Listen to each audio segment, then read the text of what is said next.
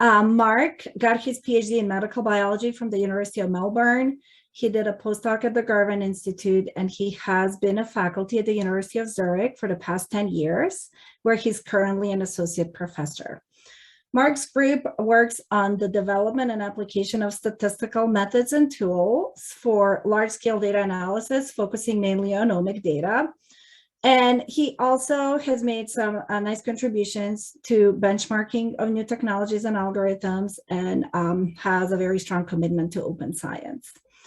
His recent work has focused on single cell and potentially moving into spatial transcriptomic data analysis, which is reflected in the title of his seminar. And welcome, Mark. Thank you so much for being with us today.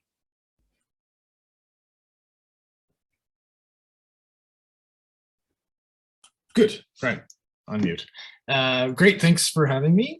And good to be in Colorado, if only on the screens. Right, so let's jump into it.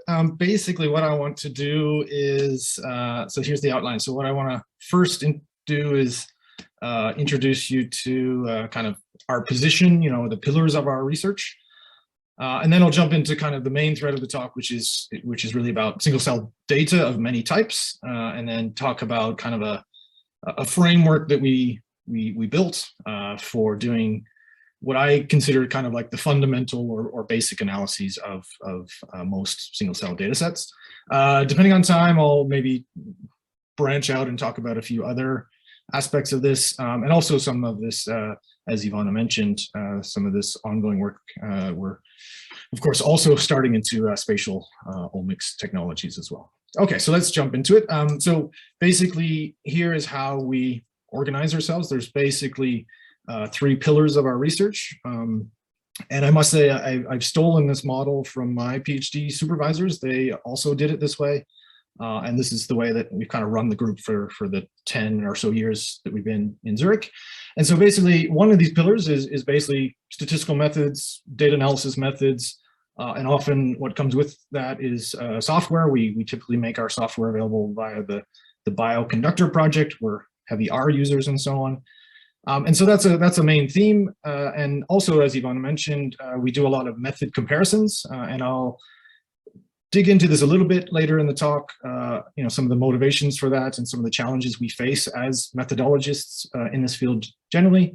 And then we're also, we also work together quite closely with colleagues across, kind of a spectrum of clinical and basic science investigations that are using the types of data that we're, we have expertise in.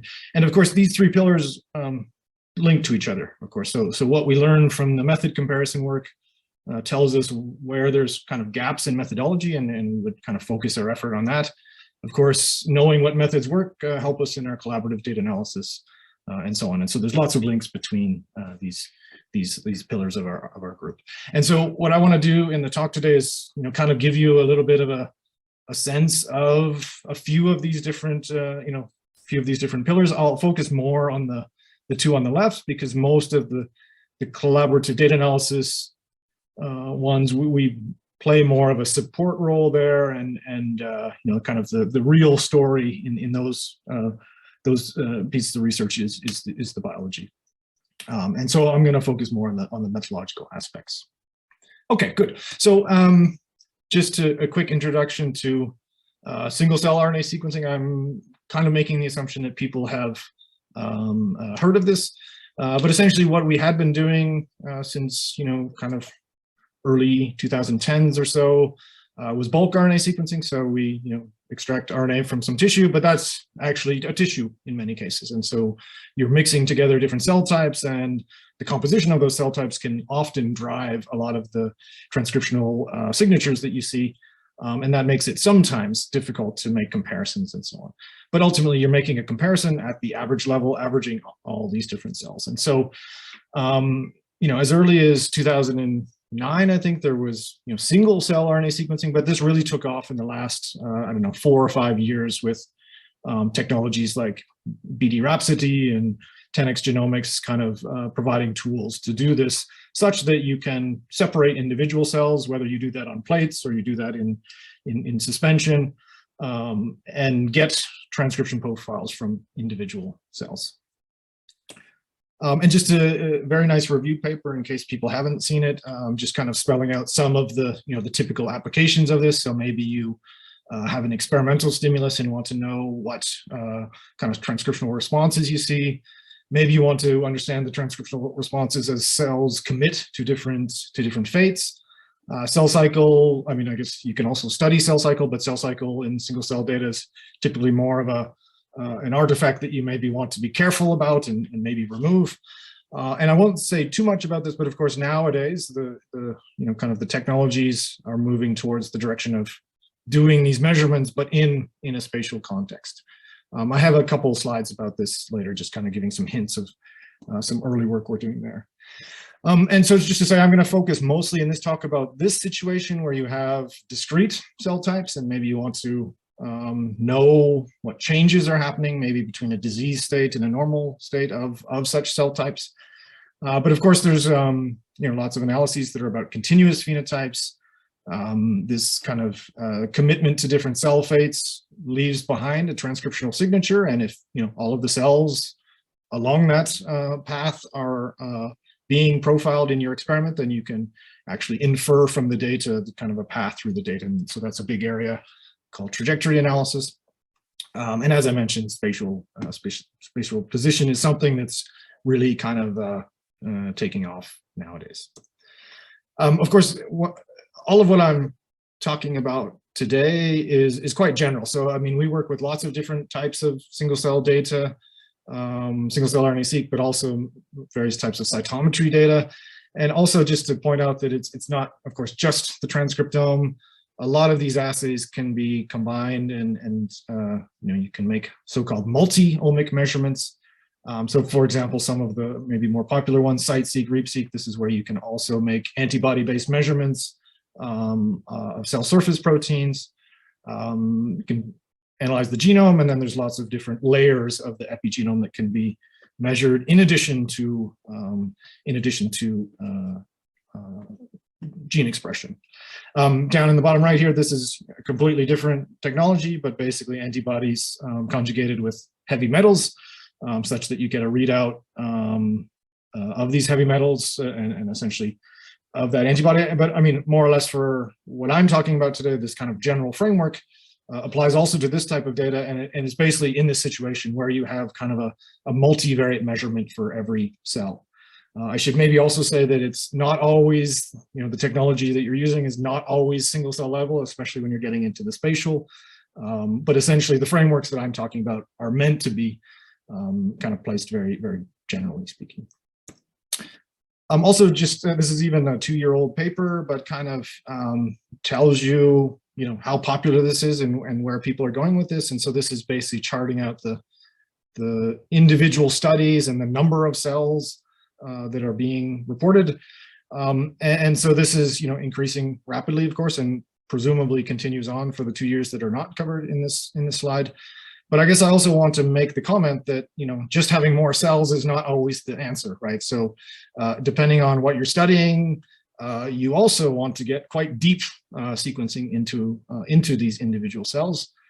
For example, transcription factor expression is typically quite low. It's not clear that especially in the earlier technologies, that you're actually getting deep enough into these cells to get a readout of those.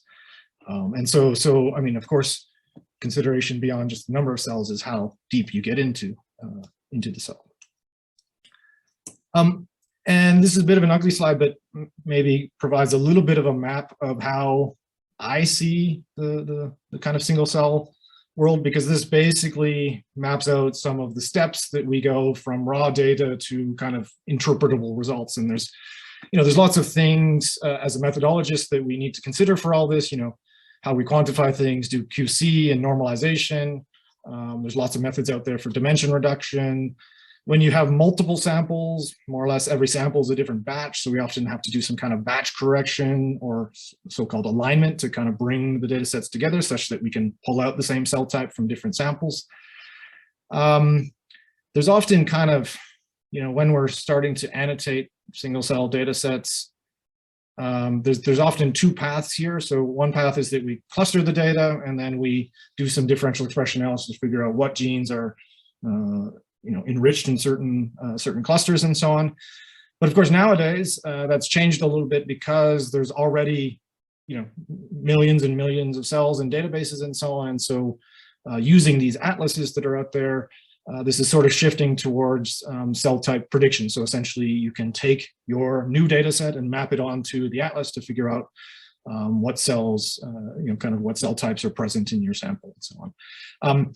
To be honest, though, in our research, we often do both because it's not always clear. There's a full spectrum of cell types in many cases, and so it's not always clear that you should take one path or the other. And often we have to kind of do a bit of a hybrid analysis. And so maybe you get some cell types, and then this leads into, like I said earlier, these kind of fundamental analyses that I will talk a bit about later. Now, I present this also because it gives you a sense of where the methodology is in this whole process. And this is, it's mentioned here as single cell RNA-seq, but essentially other types of data that are not too different from this type of data would also have similar kind of multi-stage pipelines. And so that leads into kind of, the middle pillar of our research group, and that is this kind of methods comparison business. And this is where it's really challenging for a methodologist nowadays.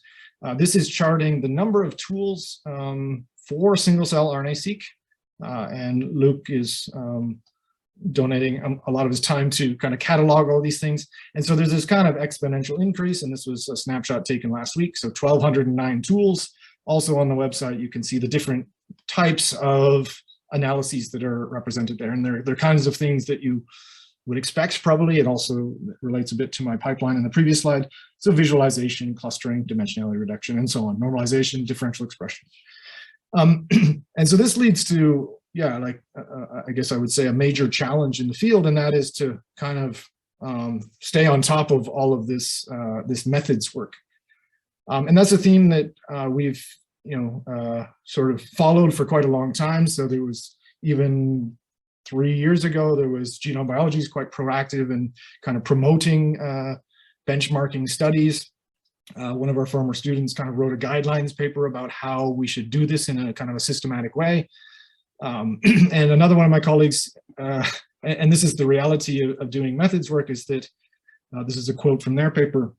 Most research articles presenting new analysis methods claim that the new method performs better. And that's kind of a foregone conclusion when you're reading a paper, but the veracity of such statements is questionable. And I think, I would even say as a field, we don't do a particularly great job of this method comparison. And even my group, who has done this for years, there's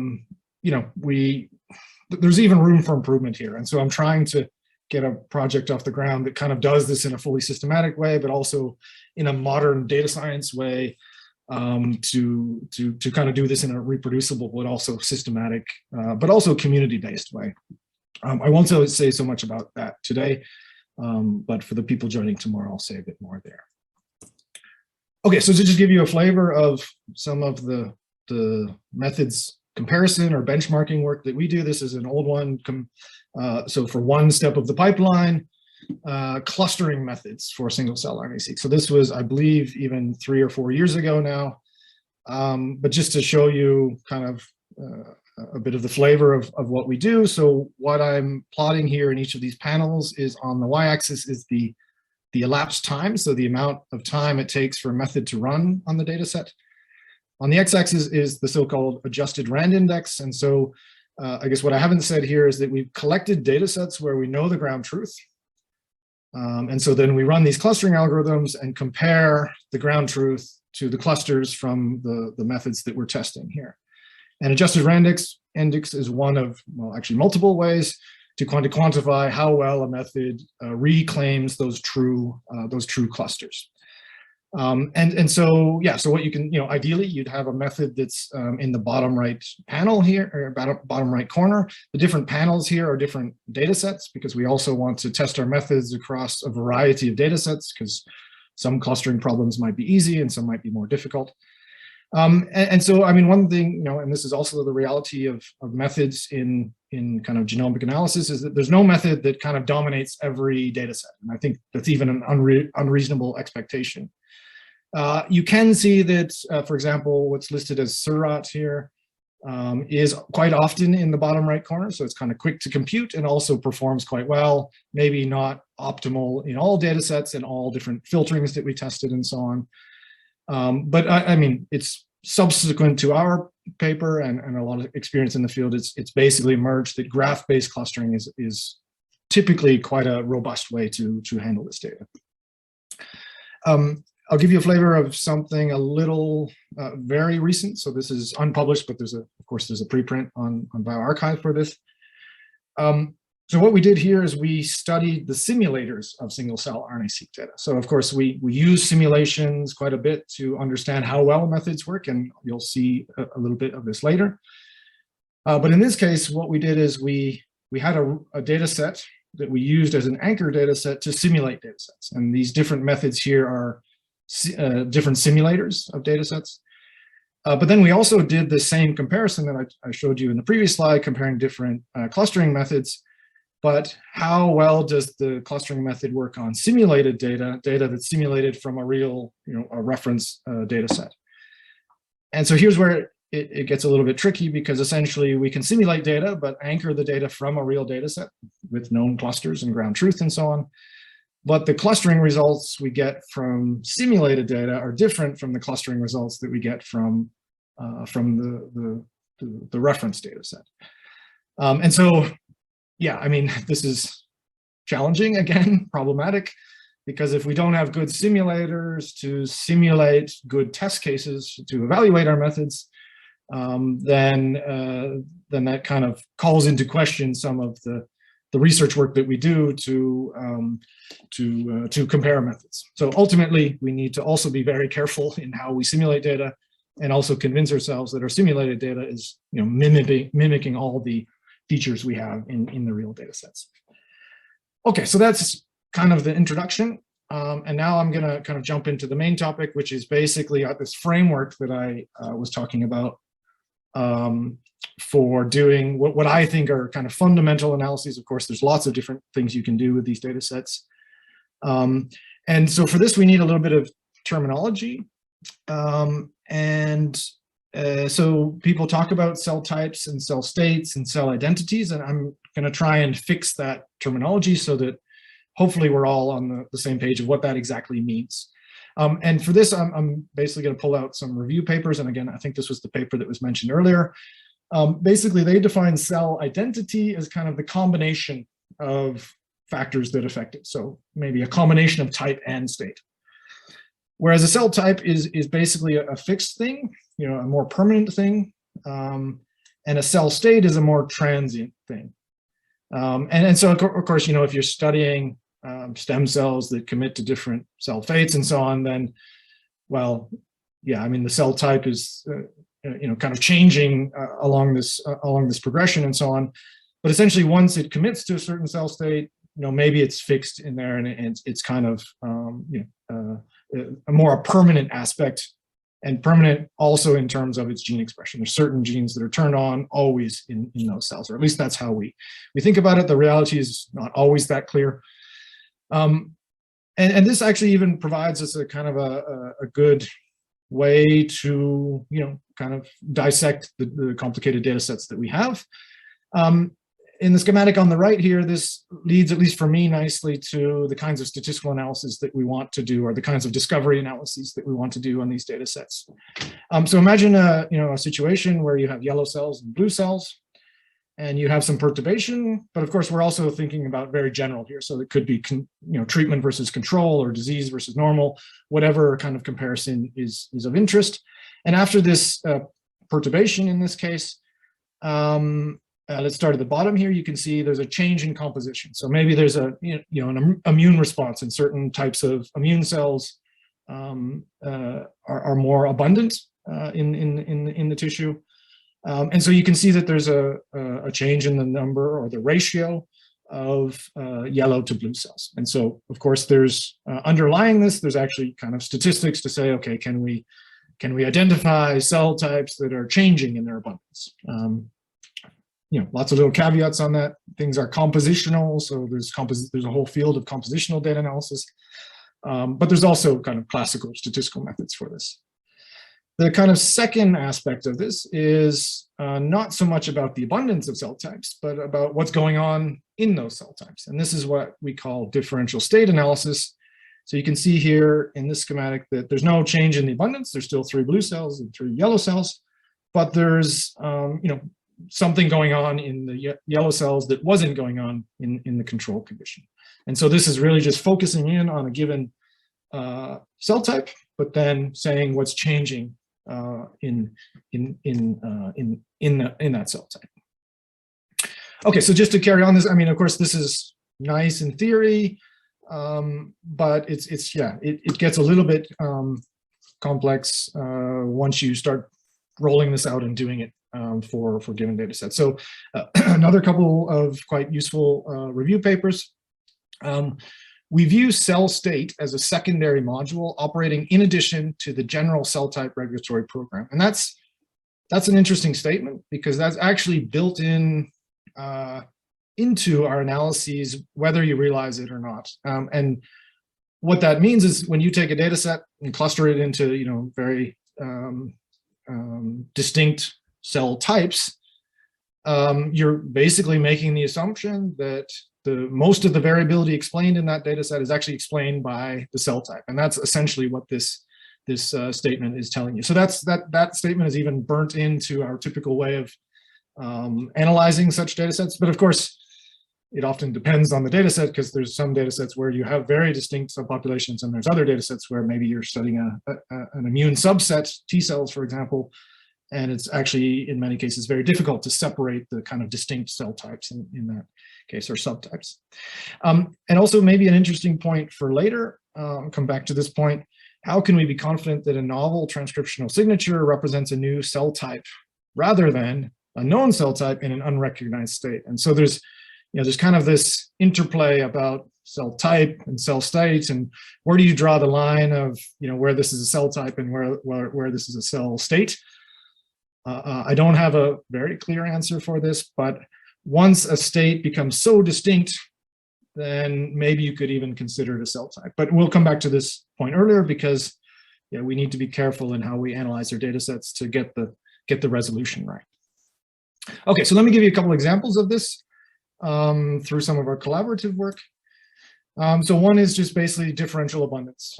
So this kind of composition analysis. And so I won't go into all the details here, but we had a collaboration with the university hospital here where they had banked basically, they had melanoma patients where they had banked the blood samples before any treatment. They were testing, this anti-PD-1 treatment, and essentially they wanted to ask the question, well, and so after this anti-PD-1 treatment, some patients responded quite well and some patients didn't respond. And so they wanted to go back now to the banked blood samples and say, well, were there any particular molecular subtypes that were abundant, less abundant, or more abundant if we were to compare our responders and our non-responders? And so, I mean, this is quite a small sample. They did lots of validations in independent cohorts and so on. But getting to the main point here is that they had a bunch of non-responders. And so in this graph here, you can see based on this kind of tool chain that I talked about, clustering and marker identification and so on, they basically quantified in each sample a number of different broad cell types here. Except there was kind of one feature of this data set that there was 2 different batches and there was quite a strong batch effect. And you can even see it here. So you can even see that the first 5 samples have this expansion of the CD14 myeloid cells relative to the second 4 samples and the second set of 4 and second set of 6 samples here. But ultimately for this discovery analysis that I'm talking about, it is a little bit of a problem that different batches have different baseline levels of CD14 myeloid cells. But for us, we're looking for the differences. So we're looking for differences between non-responders and responders. And so essentially, when it comes down to the statistical modeling, we can quite easily separate the batch effect and kind of account for the batch effect in the model and so on. And so, yeah, it turns out that, yes, it was there is an expansion in the CD14 myeloid cells, and so they validated this in an independent cohort and so on. Our job in all of this was kind of the discovery of kind of this change in composition, this expansion of the given cell types. And so ultimately it just comes down to quantifying them and kind of some classical statistics to do the comparison. So let me give you an example of more the differential state analysis. So again, so the statistical details, I won't go into that. The differential state analysis. And so here, again, following this pipeline that you saw earlier, in this case, we had 4 samples treated with a vehicle treatment, 4 samples treated with lipopolysaccharide.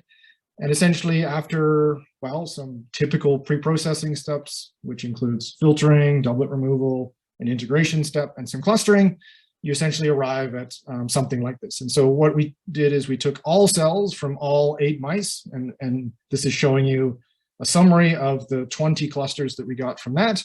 And based on several marker genes, we can take those clusters and essentially annotate it at the cluster level. And so this is kind of a typical starting point, but as I mentioned earlier, nowadays we would probably take this data set, map it to a reference atlas, and do similar sorts of calculations to give an attribute to every cell of what cell type it originates from.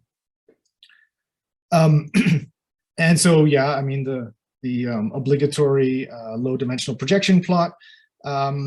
And so here is this annotation that I'm talking about. So we annotated into kind of broad cell types. And on the right here, we've colored it according to the lipopolysaccharide treatment versus untreated or treated with the vehicle. And so, I mean, just in terms of thinking of differential state analysis, essentially what we want to do is we want to take a single cell type, but then compare it across these different, this experimental conditions, which is in this case, the lipopolysaccharide treatment. And so you can even see it in the low dimensional projections. You can see that there's an area of the space that's the untreated samples are all here. And so you can even just get a sense, I mean, this is kind of maybe an extreme example because the differences are, lipopolysaccharide is actually quite a strong treatment. But you can get a sense of what differential state is by looking at the cells that occupy basically a distinct part of the subspace. Of course, this is a low dimensional projection, so there's lots of approximations, and you don't want to read too much into this, but you can kind of see these as being your differential states, basically.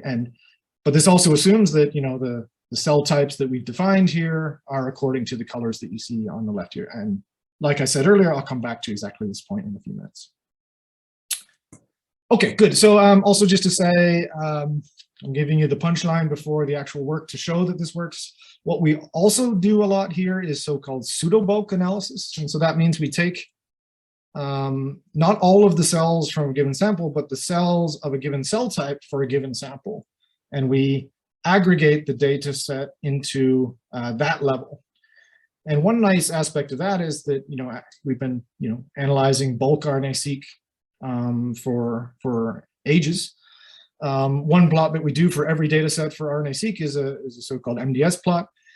But here we're doing it at the pseudobulk level. So every dot you see is a subpopulation, but it's a subpopulation from one of the samples. And so you can see four blue circles, but you also see 4 blue triangles, and those are the 4 versus 4, the 4 mice treated or untreated. But then also only the expression profiles of that particular cell type, which in this case is microglia, is the one that I'm looking at. So this, even just taking our data sets and chopping it into these different levels already provides us quite a useful overview of what's happening in the data set.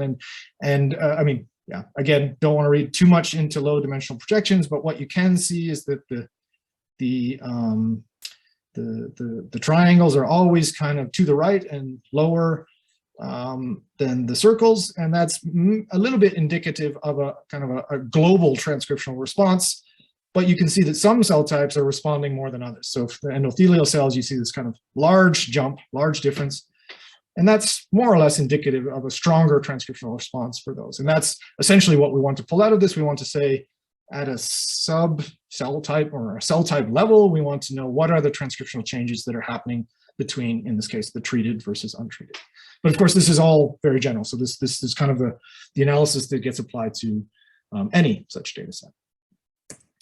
Okay, and so here's, I've done this analysis on the pseudobulk level. I've discovered some genes, and so this is kind of one of our report outputs. So for microglia cells, you can see that the treated have this kind of cytokine response, and so this is now doing the discovery on the pseudobulk data, but then going back to the single cell data and kind of interrogating it at the single cell level. Each dot you see here is an individual measurement. And the 4 samples here are the 4 treated samples and the 4 untreated samples.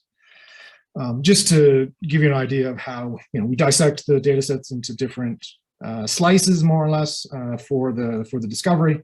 But of course, we can look at it at all such levels. Okay, and then also another way to look at the same thing.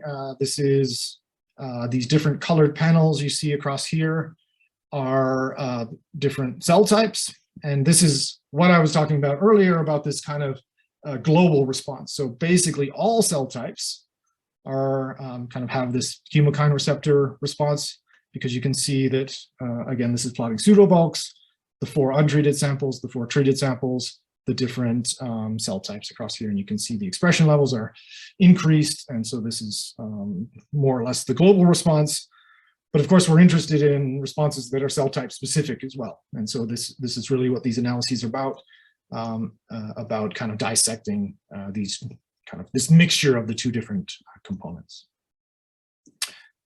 Okay, so now let's take a step back. And so, I mean, like I said, I gave you the punchline to show you an example before we, and I guess I want to go back now and kind of give you, unravel the story about how we decided that pseudobulk analyses were an appropriate way to analyze the data sets.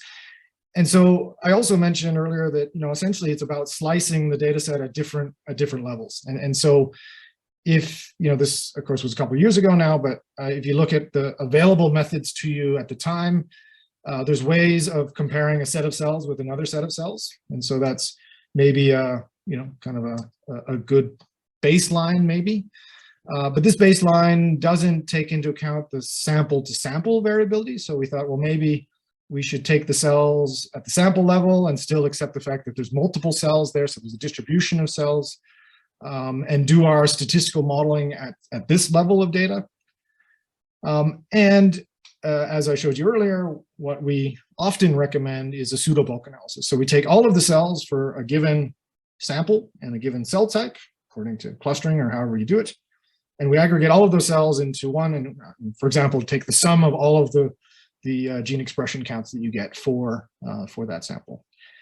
Now, of course, the luxury here is that we've been dealing with bulk RNA-seq for over a decade, and so we have very good methods for this. And so I'm presenting this in reverse, but essentially we showed in this paper that pseudobulk was quite an effective way to do that.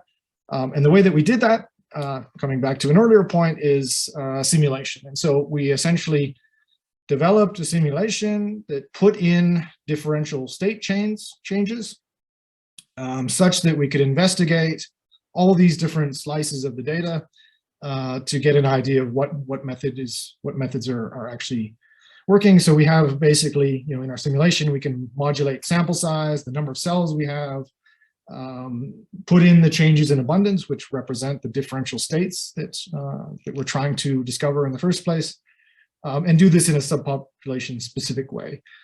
We also have newer variants of this where we can add in batch effects and do various other things. And so ultimately, this simulation is something that we spend a lot of time on. We spend a lot of time on getting the properties of our simulation to be representative of data sets that we apply the methods to.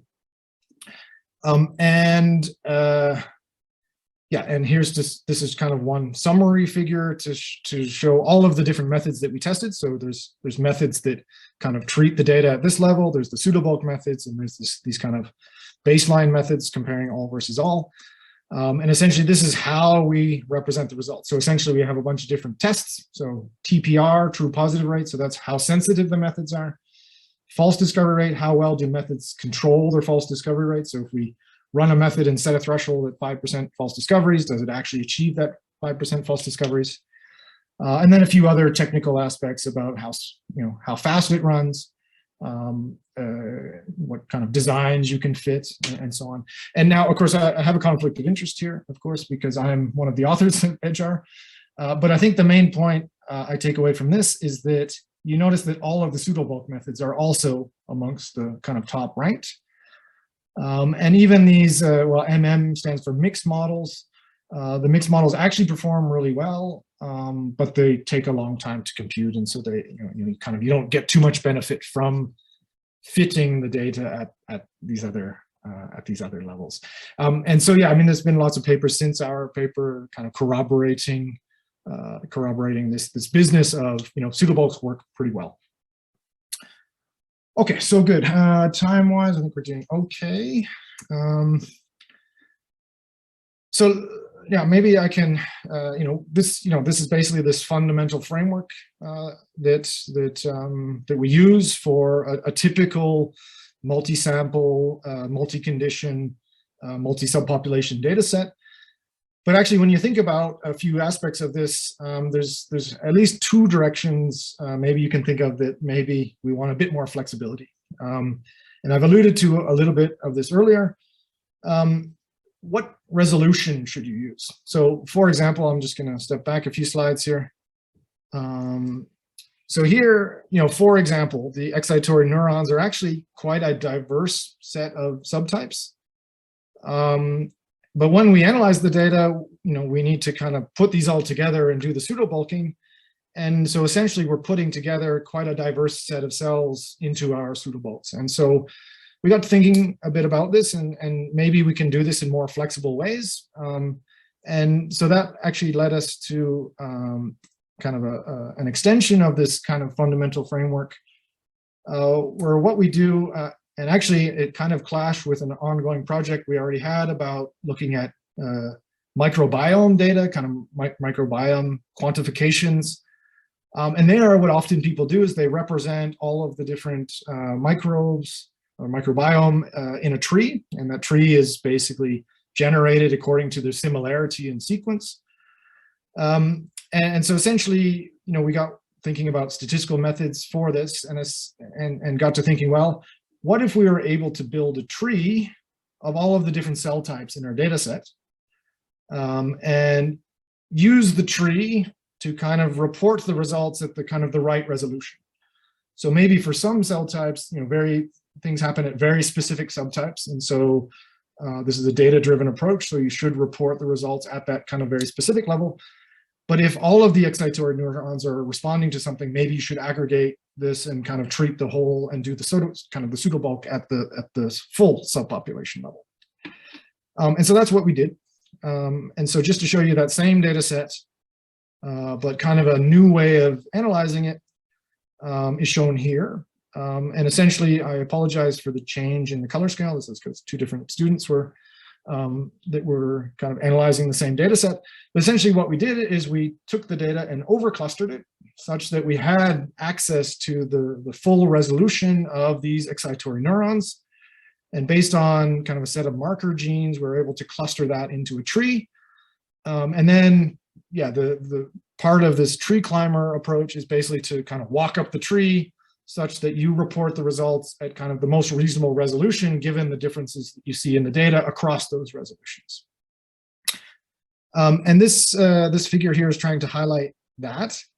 And essentially what I'm showing you here is every row is a different one of these cell types, but kind of cell types at a sub-cell type level, so kind of over-clustered such that we break apart the excitatory neurons, for example. And each column you see on the right here is basically a different gene, because we do this gene-wise. And you can see that there's a set of genes that are, kind of this global response. So all genes are kind of differential in all subpopulations. And so for these ones, we kind of aggregate to the whole set of cells, still keeping the sample-to-sample variability available to us.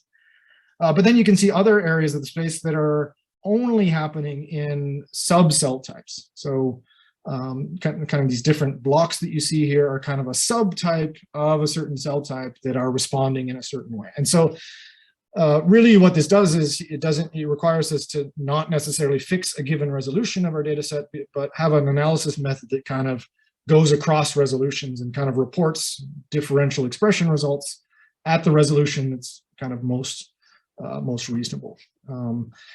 So I mean, this was kind of a nice extension of the previous work. It's kind of built on top and allows a bit more flexibility.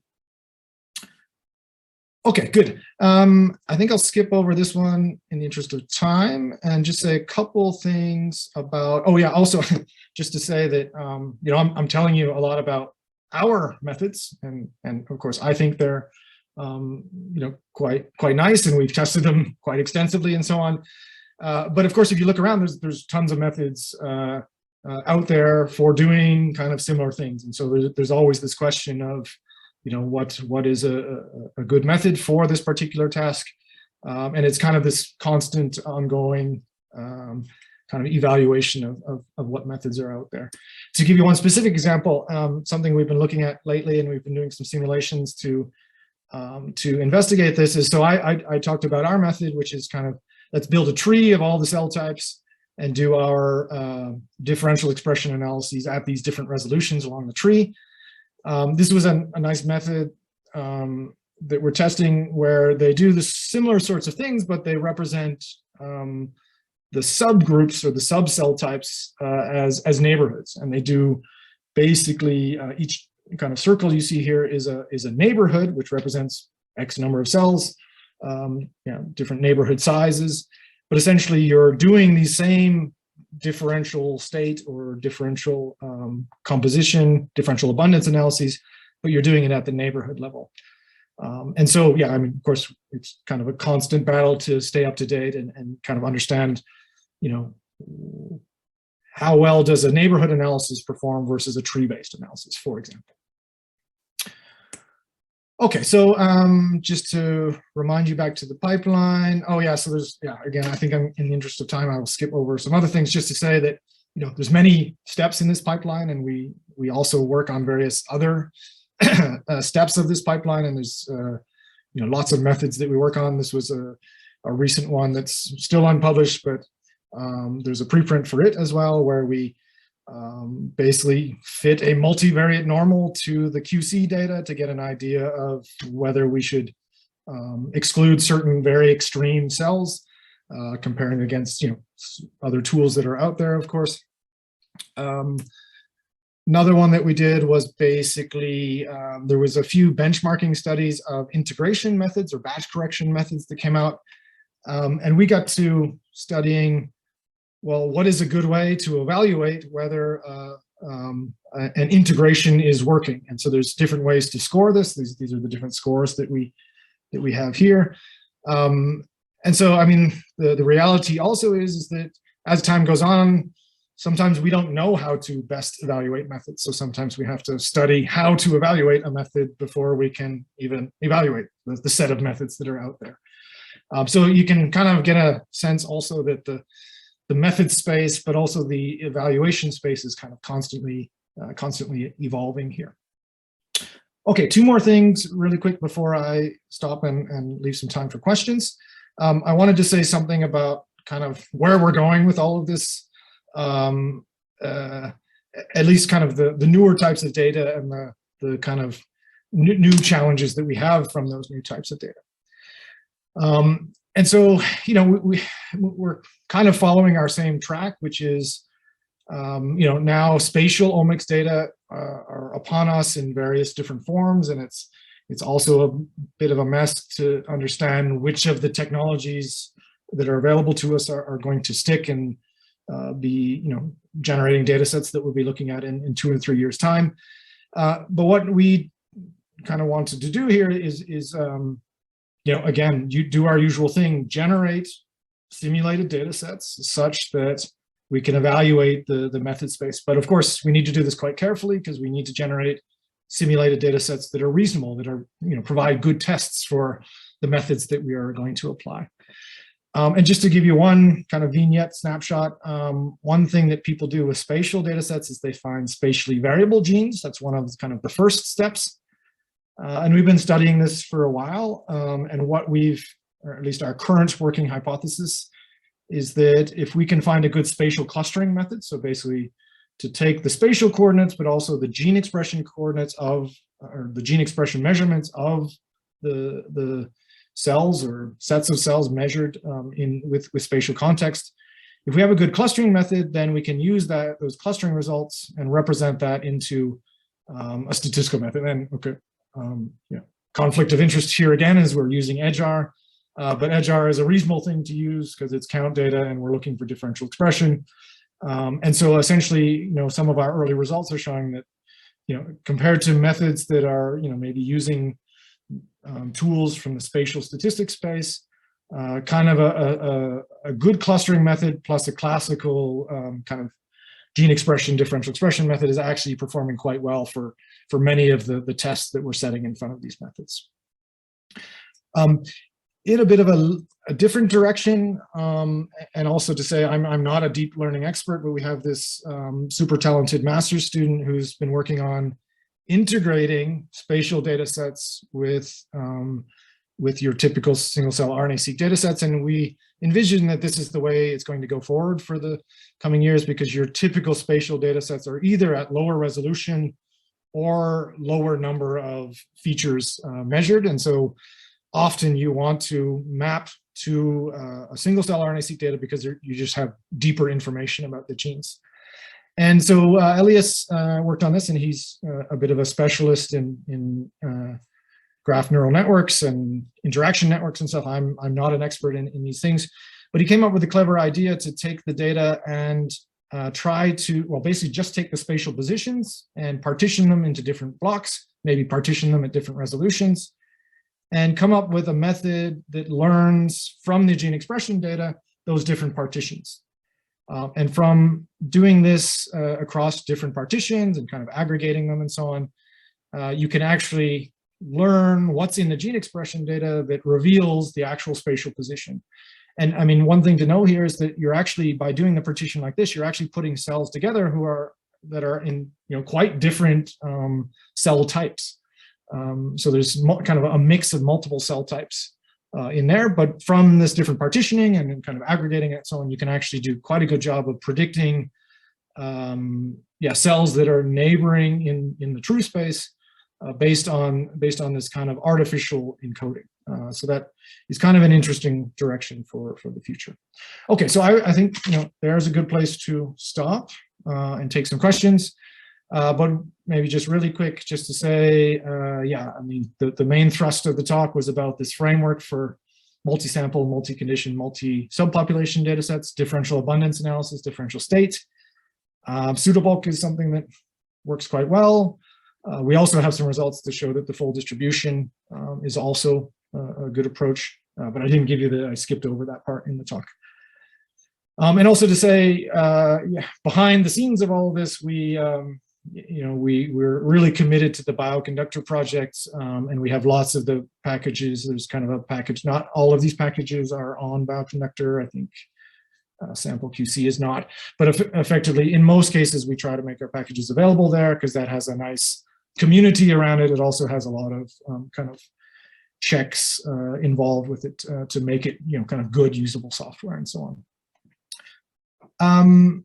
Yeah, I mean, in the space of single cell, this kind of business of differential abundance, differential state, we don't observe splice variants, we don't observe non-coding RNA. So, I mean, even, we have these frameworks and so on, and they're general, but actually, many of these data sets have lots of blind spots and stuff. And so, of course, they're just a tool to facilitate discovery.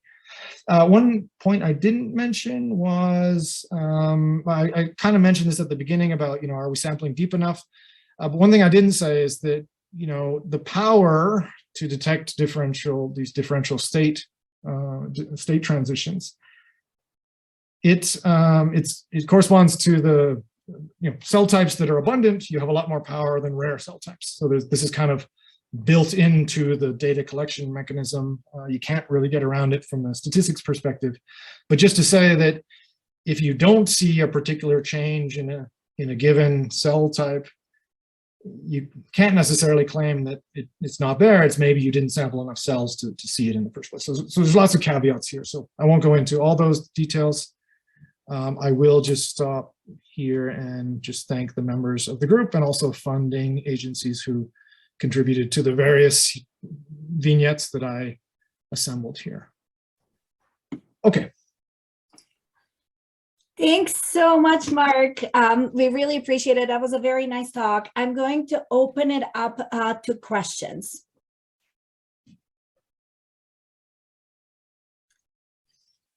Well, while people are warming up, maybe I'll ask mine, which is probably a very simple question.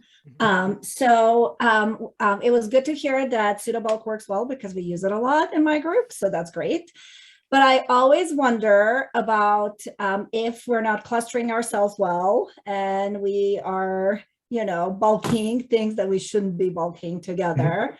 How does that issue, if we're using Pseudobulk approach, compare to other approaches to do differential expression analysis? Yeah, no, it's a really good question. So,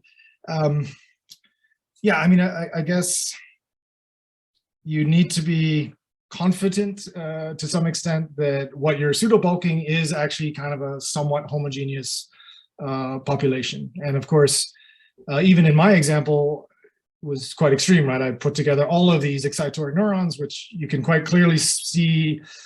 Again, don't read too much into a UMAP plot, but you can kind of see there's a lot of diversity amongst those. And so yeah, I mean, one strategy is, like I described, over-cluster them such that you're, kind of getting smaller and smaller. Now, of course, that's a trade-off, right? Because as you cluster to smaller and smaller groups, then from a statistics perspective, then you have less power. Yeah. And so, like, it's always a bit of an open question, a bit of a gamble to get that resolution right.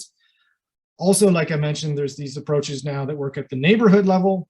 Now, that's also nice because you're kind of looking at a small set of cells at a given time.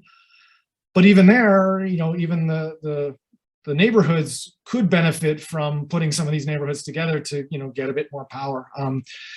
So I don't know, like, I don't think there's kind of a one-stop solution that gives you the exact resolution that you need. But I think these flexible approaches are worth looking at because it allows you to go across resolutions. Because for some genes, some whatever physiological changes, you'll want to do very specific cell types because a very small set of cells responds.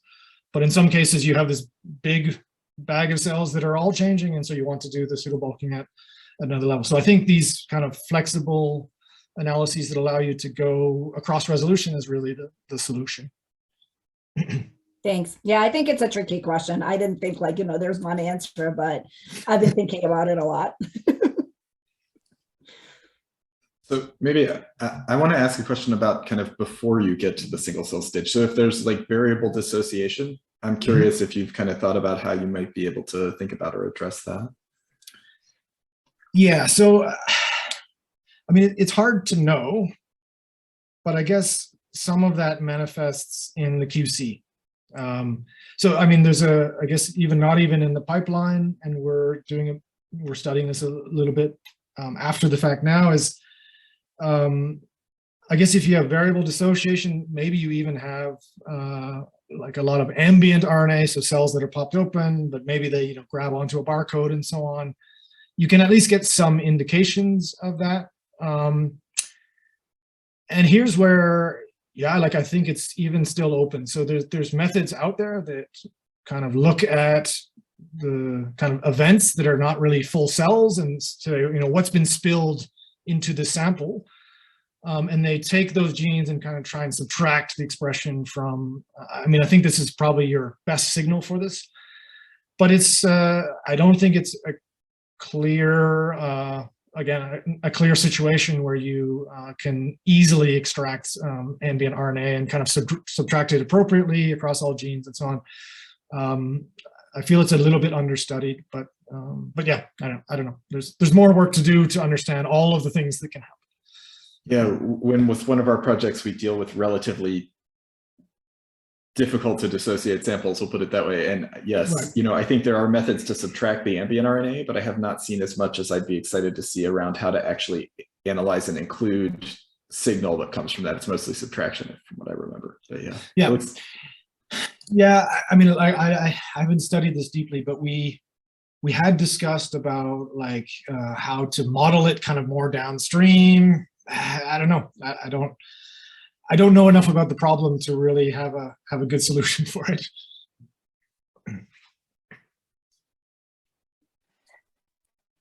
Hi, Mark. This is Monica. I have a quick question for you. And Yep. I am wondering, so maybe I missed this at the beginning, when you were speaking about the classification that you had to very carefully do in order to be able to arrange your trees. So where did you explore the possibility of using the cell ontology for organizing the types, or was this just something that you didn't find applicable to that organization?